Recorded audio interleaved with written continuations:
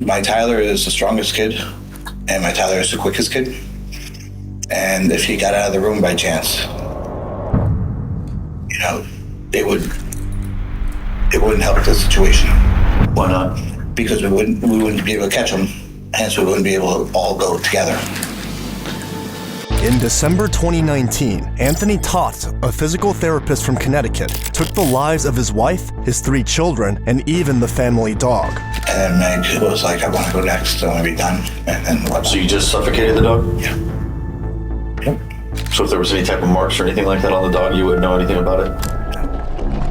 Through hours of interrogation and a trial that shocked the country, we'll dig into what was really going through Anthony's mind, who seems unbothered, unremorseful, and yet worse, extremely calm for what he's done. What unfolds next is one of the most disturbing mass killer cases I've ever witnessed. Is there somewhere else you'd rather be? With my family on the other side. On the other side? Mm-hmm.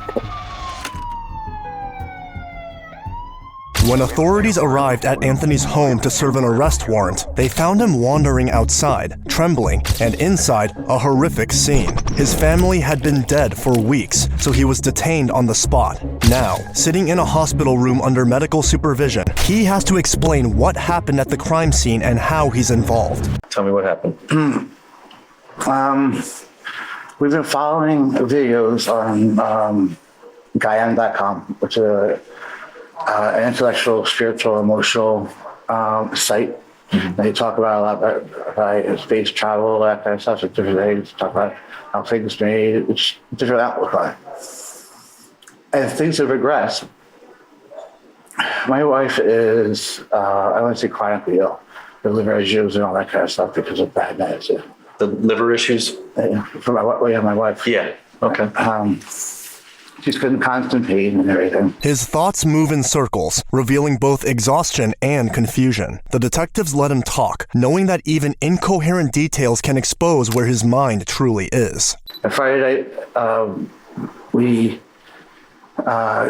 it was supposed to be a three-step plan, so we all stay together and go up.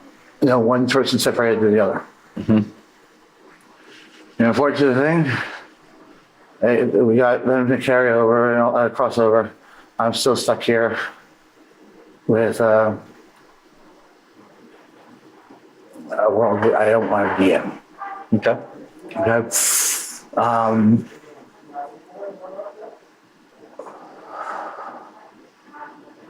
the big went next. She didn't want to be the last one. I said, okay, no problem. So she played through her song and singing and that kind of stuff. And then we stayed upstairs. And she had one of my, I call my fish hunting knife. So she stabbed herself in the stomach. We're very versatile. She stabbed herself in the stomach and also up here near her chest. Did work. Finally, she started taking time off, and she said, you gotta do something. I'm like, what do you want me to do? And she told me she put the pillow over her face, suffocate. I said, I can't do that, Gianni. She goes, if you love me, you will. I want to be with my babies now. I don't want to be in this world and die of pain. So far, he hasn't said what happened to his kids, but when he finally gets to that part, the clarity in his details is what makes it most disturbing. How did you suffocate him? I put my hand. That's fine. Just tell me. The palm over both the nose and the opening out, your mouth. Mm-hmm. And held that as Meg tried to hold them together. I tried to hold them. Was he kicking and screaming? Mm-hmm. He was kicking. And Megan helped? Mm-hmm. Where did that take place? At the house in the bedroom. Your bedroom. Yeah. So. The house, and just to confirm, the house that we're talking about is the house that you were pulled from today? The 202 Reserve Place or something like that? Yeah.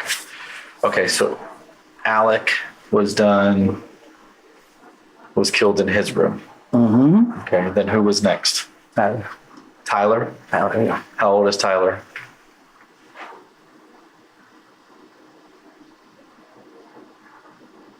Give me a sec. That's fine. That's what the therapist. He talks about the process as if everyone agreed, as if death were a family decision. But it's hard to imagine anyone believing that story except him. No, it's okay. I always kept going, trying to figure out other methods. I even researched how to get rat poison, the cyanide aspect, so I could drink it. You know, I've really looked into this quite a bit. What do you think? What do you think should happen from here? I need to take the hospital tonight, but in all honesty, once I'm clear, I deserve to go to jail because I didn't complete the task What task? of killing myself. Okay. The fogginess, the wandering thoughts, and the uneven tone make it clear that Anthony is not in the right state of mind. So it only makes sense for the investigator to ask a crucial question, one that could explain the condition they found him in. You say foggy, all right? Or your head was spinning or whatever the It was case may be. spinning. It's so foggy. I feel like I'm walking through like I don't know what it is. I feel lethargic, Okay. and I'm having trouble keeping concise. For this investigation to be fair, this isn't the best time to assess him. Anthony must get medical help first. And so, after nearly 2 hours of questioning, the best course of action is to let him stay in the hospital, though not without some final thoughts from Anthony. Yeah, I mean, and everybody has the right to their beliefs. But, you know, there's just some contradicting beliefs as well. You know, just because I created my children doesn't mean I get to determine when they leave this earth. And that's my belief, and that's the law. Okay? Because then the law is violated, and it's called homicide. Okay? So I'll be quite blunt with you. You will be charged. Not right now. Okay? At a later time. All right, and I taking responsibility. I can see that in your eyes. You and I are eye to eye right now. I have no doubt that you will take responsibility for these actions. Okay, I do feel bad for the family that's up north. You know, I've had minimal contact. I'll deal with them accordingly. Okay, and I just feel horrible for the family. For now, he claims he's ready to take responsibility, but once the drugs wear off and reality sinks in, that confidence might not last. Fresh out of the hospital, Anthony is now forced to face the reality he tried to escape. He's immediately taken in for a second interrogation. In it, he appears calm, which will allow investigators to dig deeper this time, but that composure is also unsettling, considering everything he's done. How do you feel right now?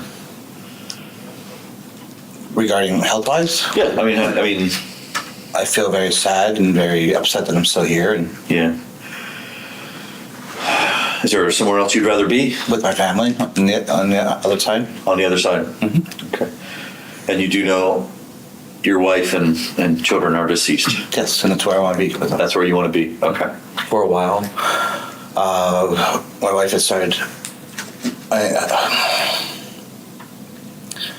She's been watching these videos, talking about the afterlife, talking about salvation, talking about how family is good. So Slow down a little bit right now. I'm just having a hard time keeping up with you too. I'm sorry. That's okay. And speak up. And in watching these videos and watching everything going on, she presented them to me, and I started watching them with kind of a uneasy, like, yeah, whatever. And the more and more we watched, the more and more I gained an understanding that there is more than this life here, a higher level of consciousness. And then we started researching, and then we started finding more about the world is coming to the end, the apocalyptic end, and that families are going to be separated and enslaved, and to avoid this, to all go together. Okay? You mean die together? Die together, that's correct. Okay?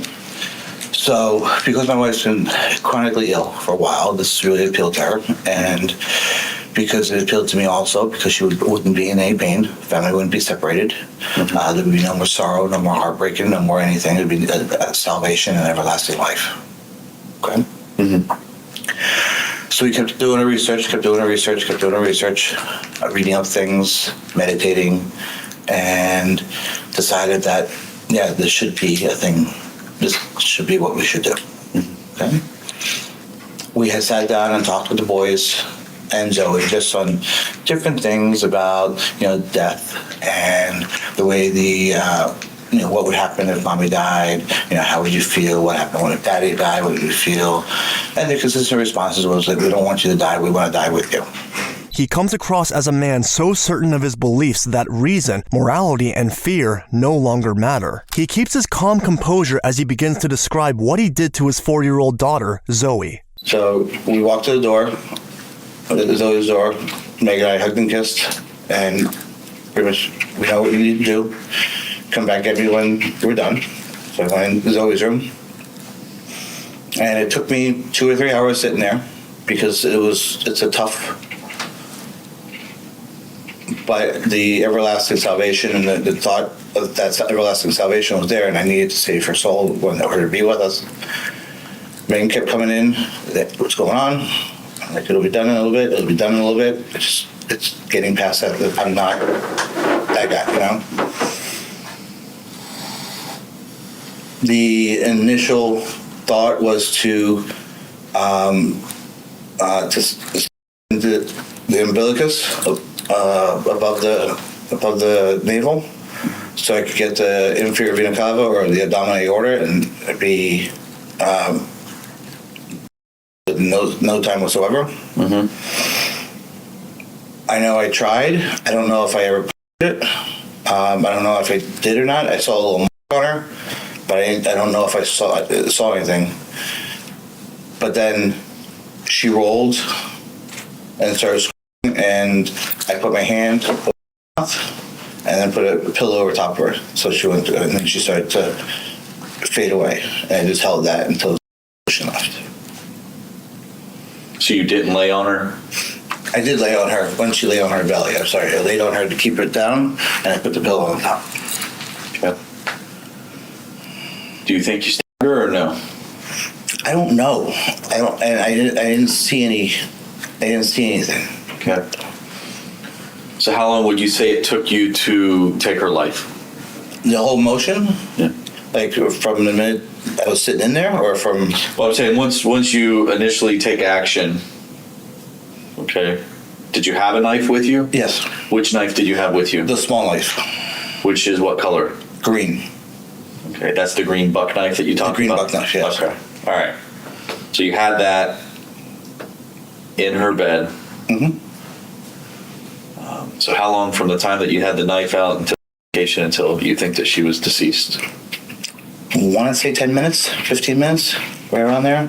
It seemed like that night took forever, so it's hard to really gauge on the time. Okay, and you said you used a pillow over her? Yes. The way Anthony describes what happened almost sounds like a step-by-step tutorial. He's explaining it as if he's walking someone through a process he's proud of. In fact, he developed a different method for each of his children. So Zoe's gone. You and Megan console each other, whatever you guys have to do. Mm-hmm. And then what happens?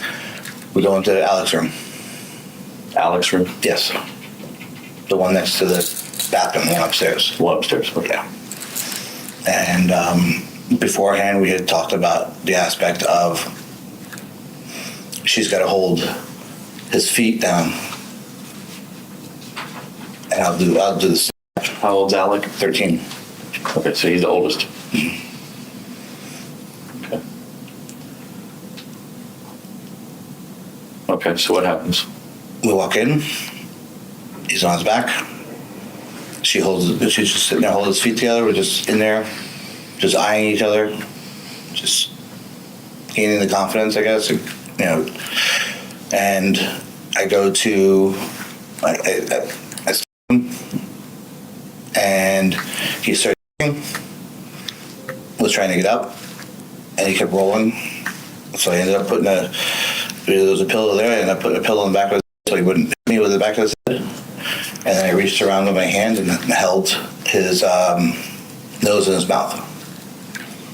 And he kept rolling, kicking and rolling, and then it eventually stopped. Where was Megan at? Megan left midway through there and went back to the room.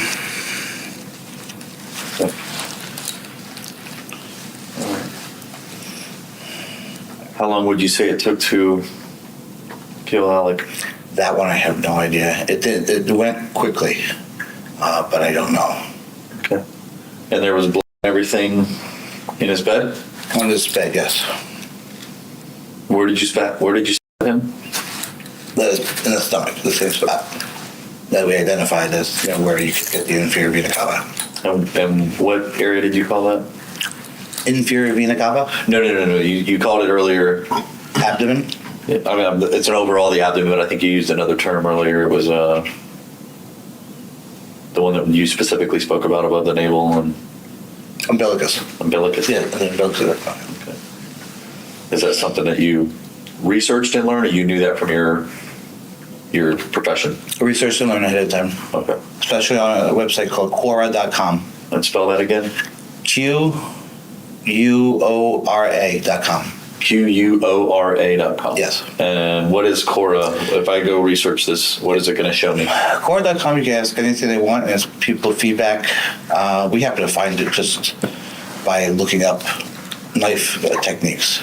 And you ask it anything, and it'll show you, and it'll tell you and explain to you the best way to do things and where to do things, and suggestions how to commit suicide. I was going to ask, is it like a website, or is it It's a? an everything website. So I can go in there and say, how do I change the oil on my? That I don't know. That Is it like medically based, or? It's not medically based. It's a lot of topics that people talk about, but don't, I guess, talk about on the internet. I just used it for suicidal techniques and also to get ideas how to do it with a knife. When were you doing your research on Quora.com? Started that before Halloween. Before Halloween? Yeah. Where did you learn of it? I know you may have said this. Where did you learn of Quora.com? I happened to be just researching knife techniques. And it comes up, and a couple of the questions came up as, how to myself with a knife.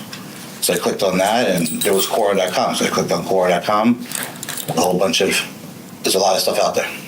By asking about Quora, the detective is trying to understand the process by which he conducted his research into such horrible things. It also opens a window into how easily the internet can become a guide for the unthinkable, and how little can be done to stop it. Were the children routinely given any type of medications? We give them some supplements here and there, Okay. but All right. So the night in question, they weren't under the influence of anything? They were just normal? no, they had the What'd you call it, a pie or something like that? pine, yeah. But then that didn't work that night. I don't remember if we gave them anything. Because those are two separate nights. We tried to buy the one You night, tried it before. but I don't remember if we tried anything the next night or not. So you didn't try to like sedate them or anything like that prior to killing them?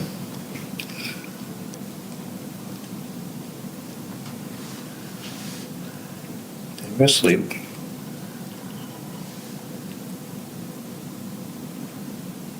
Doesn't make sense, but we wouldn't. We must have given them the cough medicine again. I'm serious, we must have given them the cough medicine again. I'm just thinking if you're trying to No, to do be something like aggressive, that, yeah. and you've done a lot of preparation. I mean, you Right. started to prepare this back in April.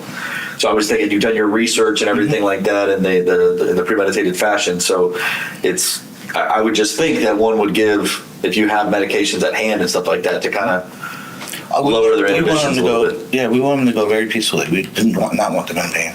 Okay. There's no doubt these methods were carefully researched, and Anthony shows no shame in admitting it. He even went as far as making sure his strongest kid couldn't escape. His concept of protection suddenly starts to look a lot more like control. Okay, so Alec is gone. What happens after that? I walk into the room, Meg and I console ourselves, and she turned to me, she goes, "We have to finish this. There's one more left. Let's go before the sunlight comes up." Okay. So she says, "I'm going to go downstairs. I'm going to stand," because the way the downstairs is, I don't know if you saw the house. Once you got it, my Tyler is the strongest kid, and my Tyler is the quickest kid. And if he got out of the room by chance, it wouldn't help the situation. Why not? Because we wouldn't be able to catch him hence we wouldn't be able to all go together. Was there fear like maybe he would Get away. like outside of the home, like alert neighbors or something? Or? Yep. Okay. So it was almost like a quick, I don't want to say like attack, but it was a quicker movements with him. Yes. The same thing. Megan stood outside the door, just in case, so the door couldn't open. And I had gone in, and he was laying on his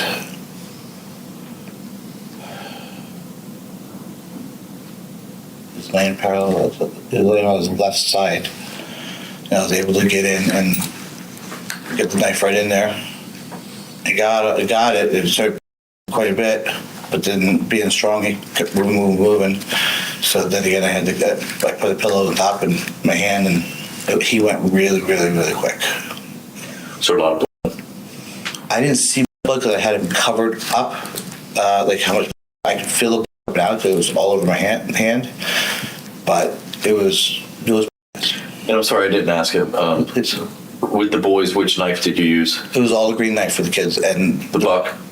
they were both buck knives, but the green knife was for the kids, and the one Megan used to stab herself with. She also used the green one. Yes, Okay. because we established the fact that I had to get a bigger knife for myself because my body mass is bigger to get the same thing. It's as if every family member is just another item on a checklist. The details that follow are so graphic and emotionless that even the detectives start to shift in their seats. These are trained professionals, but what they're hearing is almost too much for anyone to process. We decided that the dog, we wanted the dog with us. So she held the backside of the dog down, and I put the, I call them Mexican blankets. They're like these blankets around, and then I was able to hold the knot in her snout and her nose closed, and she went peacefully. Picked her up, put her in her bed, and then Meg was like, I want to go next, I want to be done, and then what? So you just hated the dog? Yeah. Yep. So if there was any type of marks or anything like that on the dog, you wouldn't know anything about it? What kind of marks were on the dog? I just hated the dog. You didn't stab the dog? I didn't stab the dog. Well, there's stab wound on the dog. That's interesting because I didn't stab the dog. Okay. Well, there was a stab wound on the dog. Okay. The dog was collected as well. So. No. I doubt. I mean, it's neither here nor there. I'm just telling No. you that's one of the discrepancies that I've noticed in the statements. No. Okay. All right. So you killed the dog. And then you say you like put it in its bed or something like Yeah, that. Where did you place it in? The bed, we wrapped it in the blanket and whatnot, and put it underneath the bedside table in her bed. Her. Okay. What was her name? Breezy. Breezy. Okay. Did you immediately? I'm sorry. Where did you kill the dog at? It was on the foot of the bed on Megan's side. In the master room. That's correct. Okay. And that was the final resting spot was in the master bedroom, correct? Correct. With the dog gone, the plan was nearly complete. But there's something chilling about how easily he transitions from one life to the next without any sign of empathy. Now what happens? Meg wanted to go. Okay. So we had decided, I said, what do you want me to get? Wine? What do you want to help calm this down? So it won't hurt as much. We had some spray stuff, and so she could use that instead. So she wanted some wine and some, it's purple, Tylenol PM. She started taking that a little bit. Gave her the knife. I laid next to her, and she put the knife into her stomach. And I said, did you get the spot? It's right here. She said, yeah, I feel it. Okay. We're laying there for 45 minutes. It's supposed to take about 10 minutes, what everybody says, if you hit the spot. And what is in that spot? What are you talking about? The What inferior spot? vena cava on the umbilicus. We're supposed to be able to get out. They say 1 to 4 minutes, but under 10 minutes. And what are you specifically targeting within that area? The inferior vena cava. Okay. It's the big turn. Okay. Okay. It's a large You bleed out in the abdomen. It's quick. All right. Okay. How much did she consume? Wine or the? I'm assuming is it grape flavored? You keep saying purple. Yeah, the first one was grape flavored. What do you mean first one? She had a glass of wine with the stuff. Okay. We were laying there for about 45 minutes after she stuff. She says, I feel nothing happening. Nothing happening. I said, okay, this is good. What do you want to do? She said, do we have any Benadryl? I said, we have liquid Benadryl. She goes, let me have that. Let me try some of that. Maybe that'll put me to sleep or let me go sooner. Mm-hmm. So she was drinking liquid Benadryl. And I was checking back on her, give her some peace. Walked around, came back, walked around, came back. And at one point I thought she had passed from doing the. By placing Megan last, he gives himself the chance to shift responsibility, to suggest that she chose this, that he only followed. The way he tells this part of the story could make a difference later in the trial. And Meg had asked that I wait a day or two to make sure everybody passed, make sure the house was all set and that kind of stuff, and come. So that's what I did. I tried hanging myself. Or you had to go buy more of? Correct. And that was where? I went to CVS 24 Hours, I went to Publix, and I went to Walgreens. There's one across by the Starbucks. That's like CVS. CVS, so you went there. Mm-hmm. The Publix is right there off of Blake, which is right there in front of Celebration. And the other one is where? The Walgreens? Walgreens, right next to Five Guys, in the little restaurant thing there. Oh, the new area. Yeah, that's correct, yes. Okay. And this was the day after or so, or when did you start purchasing more? About the day after, so yeah. Did you purchase anything else besides room? Alcohol, What kind? rum, and some more Coppola. It's our wine. What's the wine? Like red wine or something? It's a rum, yep. Okay. And I also thought that it might be easier. See, I'm not much about guns in the house, but was reading on Quora that you can stuff with a pellet gun. Pellet gun? That's what I was reading. Yeah. Where did you shoot yourself? In the liver and the heart. I have 2 wounds. The liver and the heart. The liver the first time. Bled quite a bit. Didn't do anything, but I woke up later on. And We'll have it checked out, but we'll photograph it later. Is the mark still there? I haven't looked at it. I'm still Check it out. been forever. Okay. That was the last one. I tried the radiography, which I told you I hit, but I didn't do it well in the I didn't do it in the tub, so it dried up. Zip tie around the neck. The only thing that did was irritate my glasses. I couldn't get down the artery because my neck was too big. So then I tried to substitute that in with the towels with pressure points going across the arteries. I tried to set up hanging over the edge of the beds. Was trying to figure out how to go through and fall on the knife in the right direction to get it up into my below my xiphoid to get my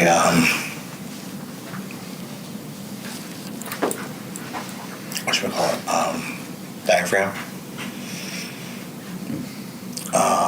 Was also researching, but couldn't quite get to the femoral artery because how deep the femoral artery was. Mm-hmm. Where were you doing your research at? The internet. What device?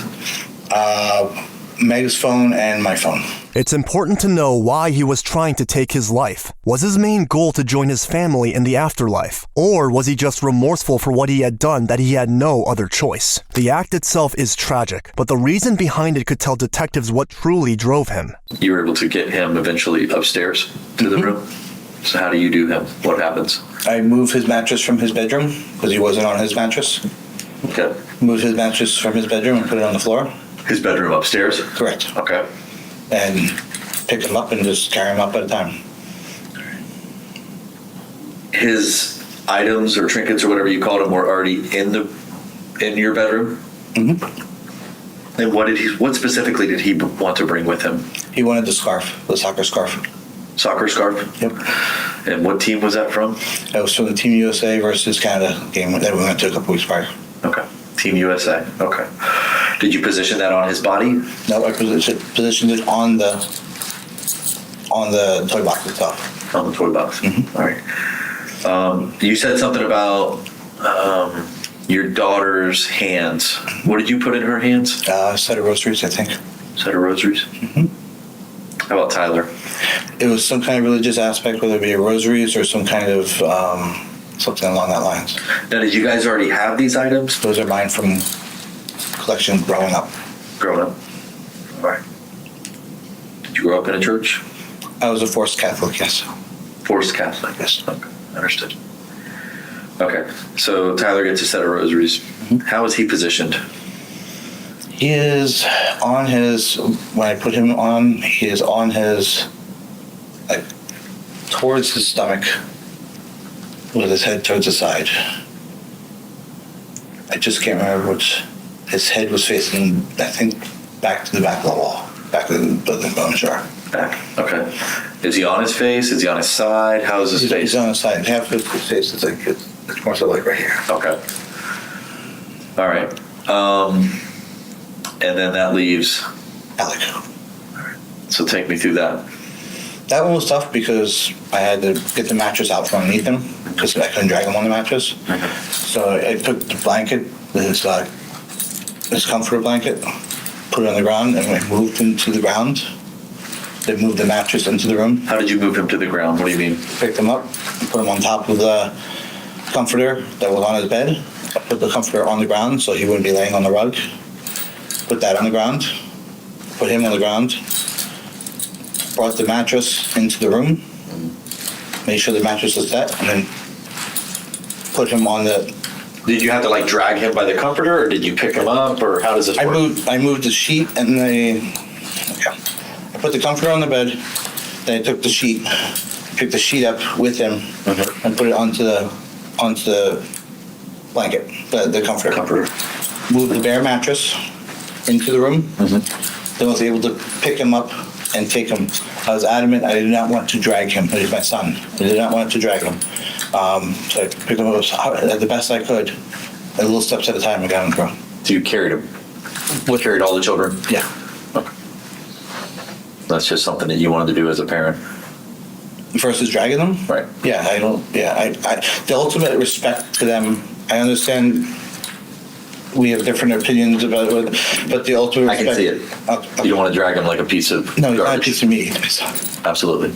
He keeps insisting that everything was planned, that his only failure was surviving. To reinforce his role as the victim, he starts reaching further back, digging into his family history for sympathy. So she had a miscarriage. Where were you guys at 8 years ago? We were living in Connecticut. We just vacationed down here. You guys bought that in Georgetown a while ago, didn't you? 2005, yeah. Yeah. We bought it, and then we were expecting Alex. You're good. So we decided to go up to family to have the baby. That increased family tensions beyond belief. Okay. So she miscarried about 8 years ago in Connecticut. Yeah. All right. Did she go to get any treatment or doctors or anything like that? She does.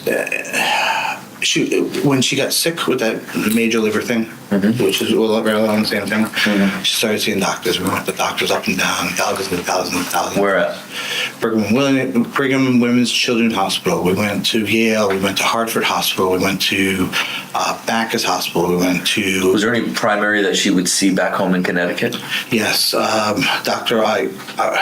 He's in Canada now. Doctor. Can't remember his name. I'm sorry, but the other primary doctor was Dr. Kendra. We took some time to get away in June. Found out we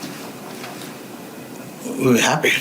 Went to Nashville. Went to all that kind of stuff because the kids got back. Everything progressing. Wife started getting sick. There had been a couple times where I would fly in and literally take the next flight out to come back here because she was in such pain. Things progressing. We went to an ultrasound, and it was that whole. Oh, maybe this, maybe that, Where did you go to the ultrasound at? Celebration ultrasound. Like celebration ultrasound or celebration In the hospital. Hospital. Yeah. Did you guys go into like the ER, or was it just a regular or scheduled? It was a scheduled ultrasound because we started with the nurse midwives. We weren't sure we were going to do a home birth or not. Okay. And because Meg was over 40, they wanted to get us into an ultrasound just to make sure, confirm and everything. And couldn't hear anything, couldn't see anything. How far along? We want to say it was about 8 weeks, 6, 7, 8 weeks in that aspect. 6 to 8 weeks. Yeah, Okay. we weren't sure, so they rescheduled another ultrasound to go back 2 weeks later.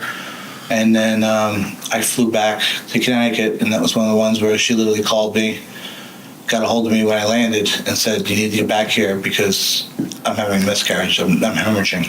Okay. So I flew back, and she had a complete miscarriage and everything. By talking about his financial collapse and Megan's declining health, Anthony might be trying to buy his way out of jail, but his attempt to gain sympathy is about to be challenged. Are you sure that you stabbed them prior to them being deceased? Yes, 100% sure, without a doubt. Okay. So if a doctor, medical examiner, tells you that the wounds, or tells me, are done post-mortem, what would you say to that? Absolutely correct. Absolutely correct. Okay. You're firm on that? Firm. Okay. Because everything we've talked about has been pretty damn consistent. You know what I'm saying?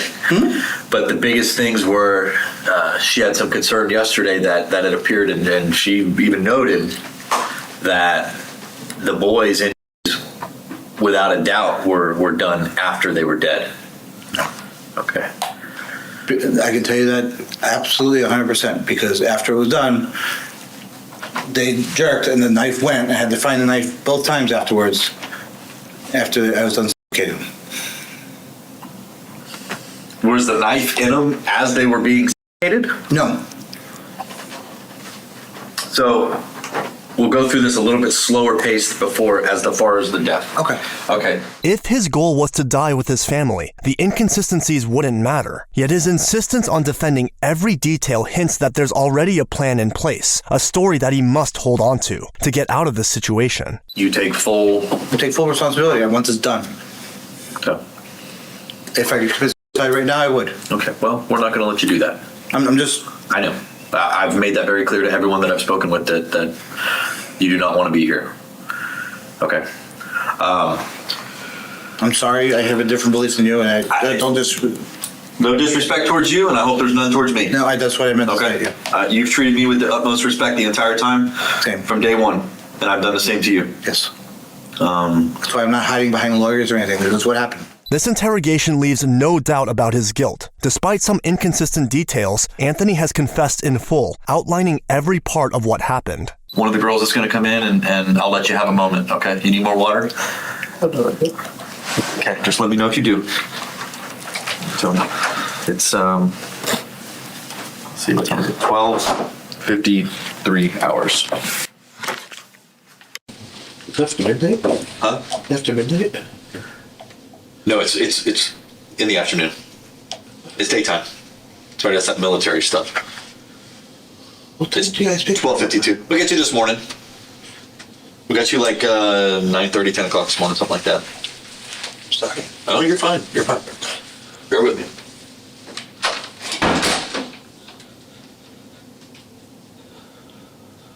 But his story isn't finished yet. He'll get one more chance to speak, this time before a jury, where his fate could still shift depending on how convincing he sounds. In early 2022, Anthony was finally brought before a judge. He was no longer the man found overdosed after ending the lives of his family. He looked cleaner, calmer, and almost composed, the look of a man who wants freedom and will do anything to get it.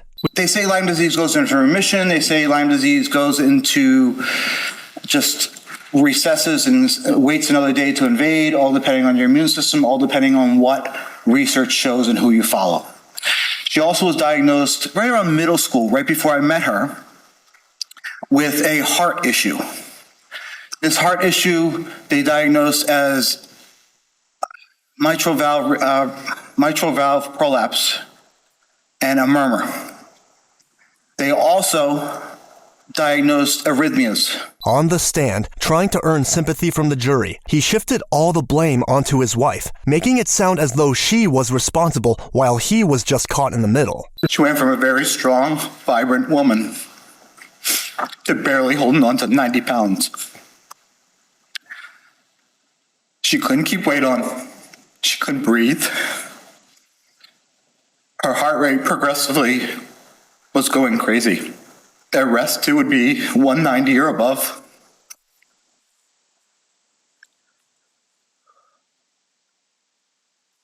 EKGs, all that kind of stuff, saw her throwing atrial fibrillations, vented PVCs, which it's basically your heart operates in a synchronous motion.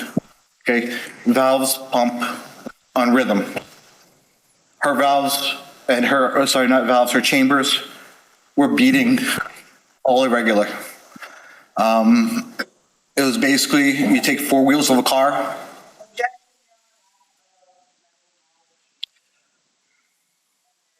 Using medical jargon is his way of sounding composed, almost professional, but no one is buying it. So he turns to something else, rewriting the story to make himself the victim.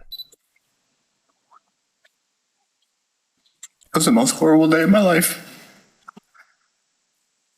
And what made me more horrible is my wife died in front of me also.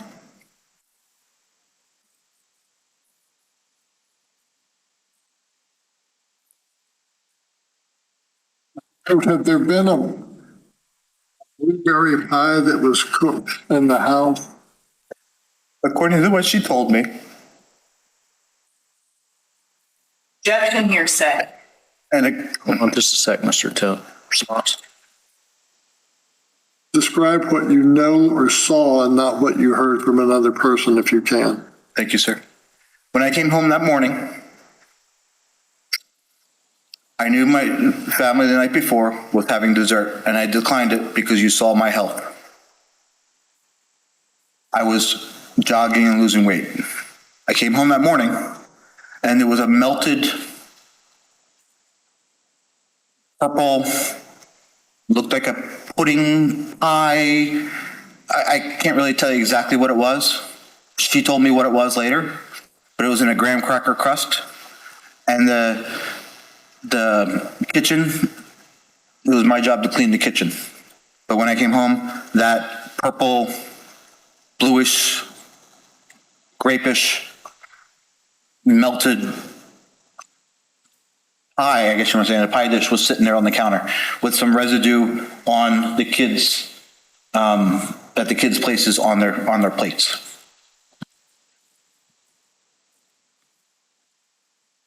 At that time you came in, you saw that there were desserts that had been served up on the table? I saw the remnants of it, yes. And then did you then discover that your children were dead? Not initially, no. I had gone upstairs. Well, I had too much information, but I had to pee. So I went to the bathroom and came out, and my wife was at the top of the stairs. My house was very quiet. Very unnormal having three kids, one 13, one 10 at the time, and the other one 4 years old. She brought me in the room. I'd been feeling nauseous that morning anyways, because I had these shakes I was taking for weight loss, all that. And around the same time that she was telling me I was puking. It was then that I understood what had transpired. She had her shirt. And after that, after I said a few uncolored words to her, I then discovered the kids. I went into the rooms and found them dead. After everything he confessed to in the interrogations, this new version of the story raises more questions than it answers. So much so that the judge decides to ask a question that shakes Anthony's story to its core. You saw the video yesterday where on the 15th, Cole Miller and another investigator in a tiny room talked to you at length. Did you have an agenda for that discussion? I don't even remember that day. Last thing I remember was falling down the stairs and smacking my head on the stairs, which resulted in a fracture of my neck. Next thing I knew, I woke up here. And seeing that video yesterday, that was the first time I saw that video. I had no agenda consciously, but I can tell you throughout my relationship with my wife, especially after she got sick, I would put myself as a forefront and take responsibility and protect my wife. It's convenient, of course, for him to say he smacked his head before the interrogations. If this were true, that would invalidate anything that was said in the previous interrogations. But there are still too many contradictions, and the judge isn't letting him slip away that easily. You said in the statement that you stabbed the children and there was blood everywhere. Do you remember that from yesterday's video? I remember just seeing on yesterday's video.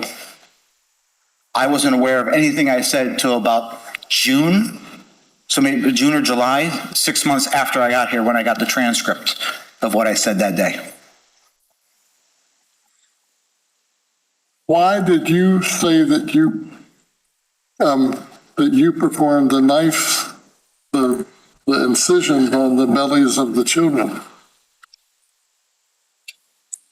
It goes back to the aspect is I was covering for my wife. Obviously unsuccessfully, because as you saw by the video, compared to what they said, I had no clue had my kids died. Did you have ideas of joining your family in the afterlife? After I saw everybody die, after I saw my wife die and saw my kids, most definitely. I wanted to be with them. That's the only thing I wanted to be. I didn't care by what means. I didn't care by what anything. I sliced my wrist. I took multiple doses of Benadryl. I tried to hang myself several times. I bought a pellet gun to shoot myself because I couldn't get a gun to, as you call it, eat a gun. His story might sound tragic, but there's no grief in his eyes, no sorrow in his tone. In fact, he showed more sadness and guilt during the interrogation than he does now in court. The trial takes an odd turn when he's asked about religion, the very thing he once used to excuse it all. You indicated you're a practicing Roman Catholic. I am a practiced Roman Catholic trying to find, I have a Christian base and migrated to more Christian base. However, I'm trying to find a church that suited me because Roman Catholic law did not. Isn't it true that during your interview with Detective Miller, you indicated to Detective Miller that you were a forced Catholic? Growing up, I was. And at what point in time did Megan, and I'm asking for a year and a month, if you know, at what point in time did Megan begin seeking other religion alternatives? In what regards, in what capacity do you speak of, ma'am? You indicated that she initially was Catholic with you, and she sought other religious alternatives. Well, when did she do that? Let me correct your chronology, if I may. She came back and got confirmed because we were going to get married in a Catholic church. She was not a practicing Catholic at the time, except for going here and there and practicing Easter. Okay? When she got her yoga certification, she got introduced to this new gallery through one of the things. That was in... When? That was in 2009. After she got sick in 2011, she progressed 2012, 2013, the gallery and Mirabai. You said 2012 and 13? Correct, after she got sick. When did you become aware? When did I become aware of what? That Megan was going towards this alternate religion. When she told me. Initially, she would share her yoga certifications and her courses. And then in 2012, 2013, She would have me sit in on her teleconferences or whatever you want to call them. And I saw her progressing further and further away from medical towards the spiritual aspect. Okay. If he can convince anyone that Megan planned it and he just followed, he could step away from that trial as a survivor, not as an instigator. It will all depend on what he says and how he says it. Which room of the house do you go into after you leave the bathroom? Zoe, I go into my master bedroom, then walk through the door into the hallway and walk into Zoe's room. And is Alec and Tyler's door open? That I don't recall, ma'am. I'm sorry. His defensive tone, his arrogance, and his lack of emotion are impossible to ignore. When he slips back into playing the victim, it feels rehearsed, and by now, the courtroom has seen enough. He has only a few minutes left to recover, or the verdict will speak for him. What happens when you come out of the bathroom? As I'm walking out of the bathroom, I hear a sound that is similar to a balloon, you know, like you rub a balloon, like a... At which point, I poke my head out, you know, as we're coming out, and I see her laying on her back, herself. Where at? Is she in the bed? Is she She's laying on her back, on her side of the bed, with her head on the pillow, laying on her back, on top of sheets, in her abdomen. What color was the knife? The knife was the only knife that was there, was a green buck knife that I bought for the kids as a Christmas present as part of their fishing lures. Okay, so she has a green knife. That's correct. Is she right-handed or left-handed? Green-handled knife. Green-handled knife. Is she right-handed or left-handed? She's right-handed. And which hand was on the knife? Both hands were on the knife. Both hands are on the knife. Yes. And you said that the knife was in her abdomen Yes. when you came out of the bathroom. Yes. What'd you do? I stood there in shock. And I said, "What the hell are you doing?" And at that point, she says, "I'm doing what I did to the boys. I'm trying to get my inferior vena cava." She said, "I'm doing what I did to the boys. I'm trying to get my inferior vena cava." Did you go for help? I went over to my wife and pleaded for her to tell me where the phones were. She asked me not to leave her. She did not leave the boys. So my question is, did you go for help? Yes or no? The answer is no. He can only hope that his brand new timeline, one he'd never mentioned before, can give the jury a reason to give him a second chance. The trial is nearly over, but before it closes, the judge has one last question. Mr. Todt, who killed your family?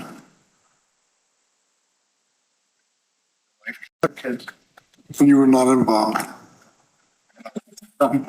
Moments later, Anthony was sentenced to life in prison without the possibility of parole. He still tried to convince the judge of his innocence, but, as you can imagine, no one believed him. In the end, it was clear that he wanted freedom, a second chance, and maybe even forgiveness. But that was never going to happen. Whether driven by twisted faith or an obsession with control, Anthony chose to destroy the very people he was meant to protect. Now, he'll spend the rest of his life behind bars, alone, with nothing left to control but his own regrets. For more cases like this, make sure you hit subscribe, like, and check out other videos in our channel. See you there.